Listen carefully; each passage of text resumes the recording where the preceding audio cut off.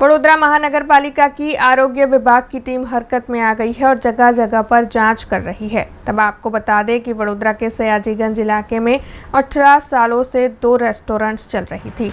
अंडे और नॉनवेज की ये रेस्टोरेंट थी, जिसे पालिका की ओर से लाइसेंस एक्सपायर होने के मद्देनजर छापेमारी कर सील कर दिया गया है। अब अगर इन दुकानदारों को फिर से अपनी दुकानें खोलनी हो तो फिर लाइसेंस लेना पड़ेगा।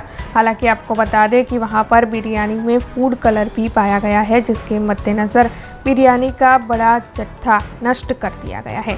साल 2023 में इन रेस्टोरेंट्स का लाइसेंस एक्सपायर हो गया था, जिसके मद्देनजर इस वक्त उन्हें बंद करवा दिया गया है। સયાજીગંજ વિસ્તારમાં હાલમાં આપણે એઆર ઓમલેટ અને લાજવાબ તવા ફ્રાયને ત્યાં ઇન્સ્પેક્શન કરેલ, તેઓના બંનેના લાયસન્સ એક્સપાયર થઈ ગયા હતા અને તે આધારે તેમનો તાત્કાલિક ધોરણે ધંધો બંધ કરાવ્યો અને દુકાન બંધ કરાવેલ છે।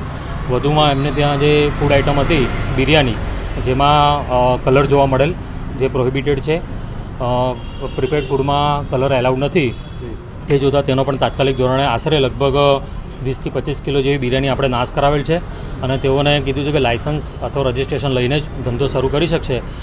તે અંતર્ગત અને શેડ્યુલ 4નું પાલન કરવાનું કંપલસરી એમને રહેશે। हमसे जुड़े रहने के लिए हमारे YouTube चैनल को सब्सक्राइब करें और नई वीडियो की नोटिफिकेशन के लिए बेल आइकॉन को दबाएं।